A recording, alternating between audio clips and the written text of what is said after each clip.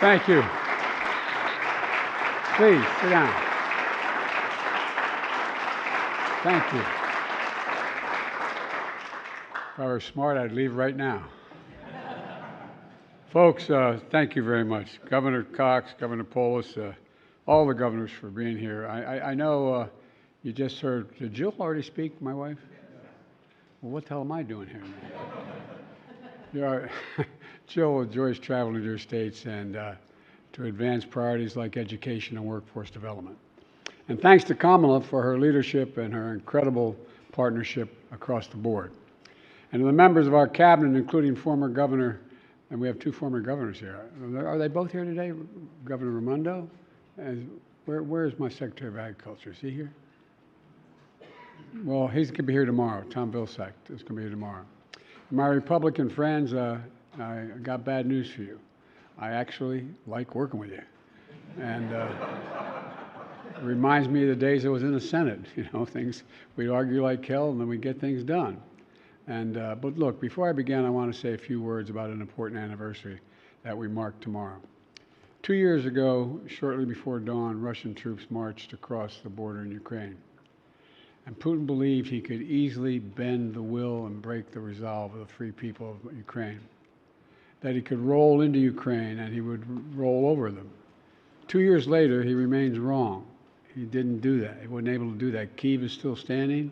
Ukraine is still free. And the people of Ukraine remain unbowed and unbroken in the face of Putin's vigorous onslaught. This is due to their sheer bravery and their sacrifice, but it's also due to us. Remember, the United States pulled together a coalition of more than 50 nations to support Ukraine. We unified and expanded NATO. We can't walk away now. And that's what Putin is betting on. He's betting on we're going to walk away. That's why I'll be speaking to the G7 folks, so some of the heads of the European Union and NATO today. That's why I'm announcing more than 500 new sanctions in response.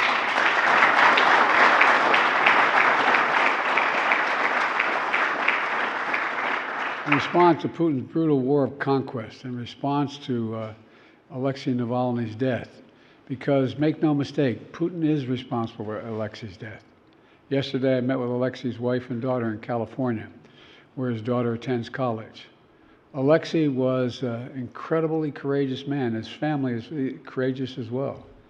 I assured them his legacy will continue to live around the world, and we in the United States are going to continue to ensure that Putin pays the price for his aggression abroad and repression at home.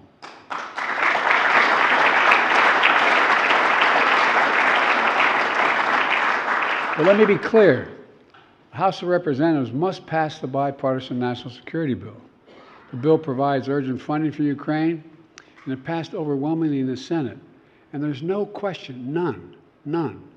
If the Speaker called for a vote in the House, it would pass easily today. Instead, they went on vacation. I mean, it's just, well. Look, folks, all kidding aside, history's watching. The clock is ticking. Brave Ukrainian soldiers and civilians are dying.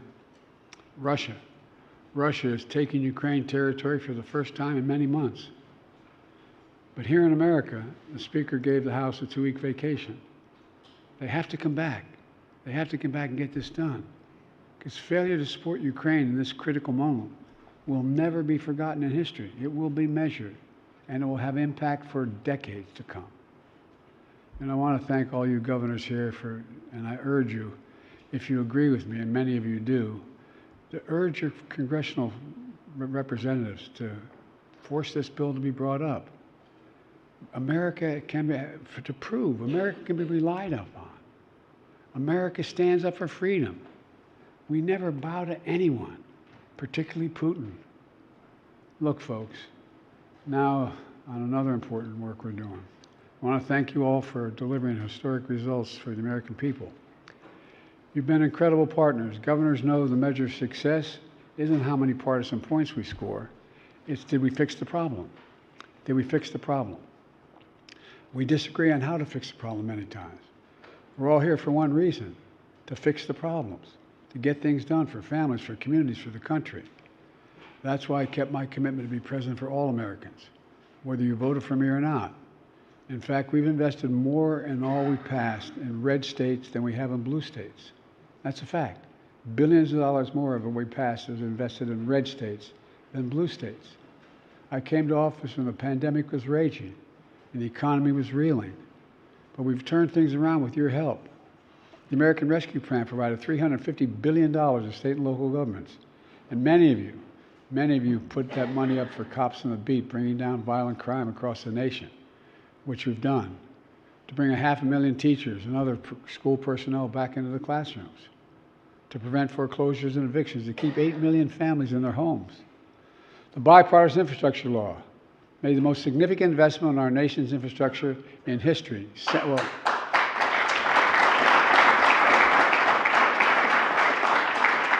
Eisenhower's interstate highway bill maybe did it as much. But over 46,000 projects already, 46,000. And we're just getting started. It's just the beginning. Modernizing roads, bridges, railroads, ports, airports, public transit, clean water, high-speed internet, affordable high-speed internet, everywhere. I've stood with Governor Evers and Walz and as rebuilding the Botnick Bridge. By the way, as you know, over $1 billion, and it's important, from Wisconsin to Minnesota. Governor Beshear and Governor DeWine, we're building a bridge called the Brent Spence Bridge between Kentucky and Ohio. By the way, tens of thousands of trucks and commerce cross those bridges every day. And we're finally getting it done. We're building the nation's first high-speed rail line in California and Nevada. And I want to thank Governor Newsom for his leadership in that. And by the way, I'm not sure how many people leave LA can do it in 2 hours to get there, or whether they're going to come back or not to Las Vegas. But all kidding aside, we're making the biggest investment ever in climate change, ever. I visited your states working together to respond and build and boost resilience to extreme weather. Spent an awful lot of time, and I'm not complaining about it, I'm just pointing it out. An awful lot of time with a lot of you governors over the last 3 years dealing with the impacts of bad weather.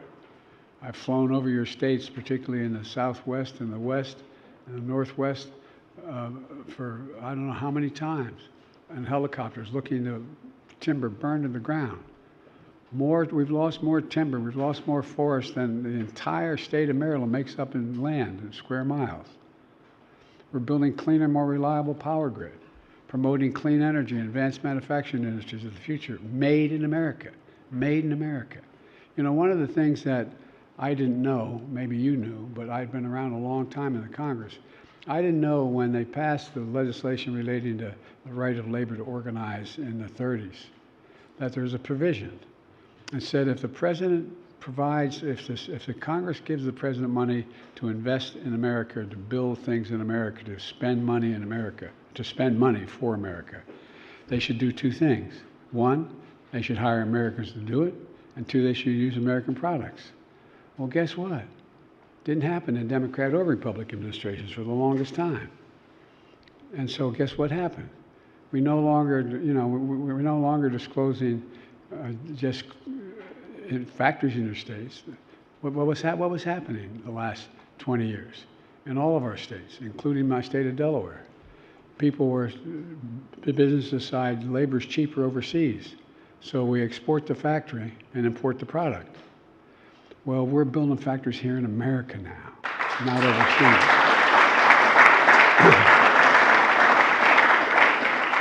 So far, my Invest in America agenda has attracted $650 billion, $650 billion in private investments, bringing factories, jobs back home, your states, and restoring a sense of pride. How many times you see people in your states had that factory where for maybe it only employed 500 to 2,000 people, and for generations, people, family after family, showed up and worked in that factory, and all of a sudden it's gone. It's overseas. But now they're coming back. They're coming back, and with it, pride is coming back. For example, I was with Governor Hochul in Syracuse, New York. You know, Micron is investing $100 billion to build chip factories. Yeah. an area the size of 40 football fields. Well, across the country, over the next 20 years, we're going to create 50,000 jobs across the semiconductor supply chain. 50,000 jobs. And by the way, if you work in one of their fabs, you know how much you make? You don't need a college degree. $110,000 to $112,000 a year. Folks, look, we've ignited a manufacturing boom with your help. Semiconductor boom, a battery boom, a jobs boom.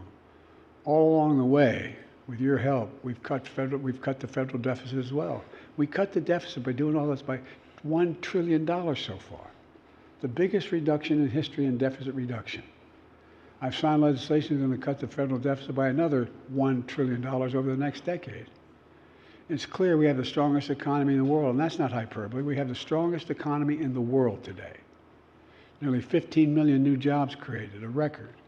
Growth is strong, wages are strong, rising faster than prices. Inflation is down, more to do. And folks are starting to feel it. Positive consumer sentiment surged 30% the last 3 months, the biggest jump in 30 years.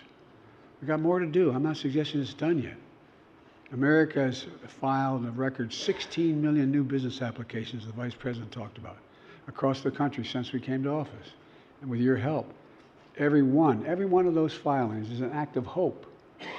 Think about it. It's an act of hope. Investing in LA have this they believe they can do something. And we're just getting started. We're going to keep fighting to lower the cost to families and everything from prescription drugs to housing. For example, we capped insulin for seniors in Medicare at $35 a month instead of as much as $400 a month. Well, let's make that $35 available to everyone in your states. Everyone.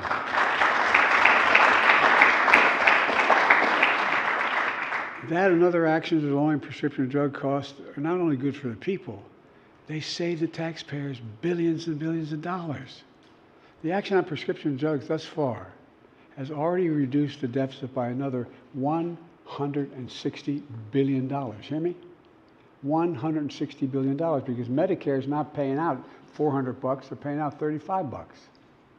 Taxpayers are being saved money as well. And by the way, they're still making a profit, in some cases of 300%. Because we don't have to pay these exorbitant prices, we're also lowering housing costs to boost supply.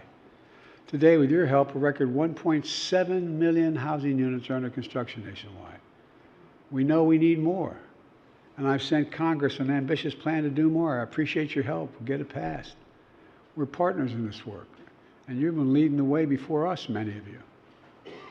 There's one other piece of unfinished business I want to talk about, the border.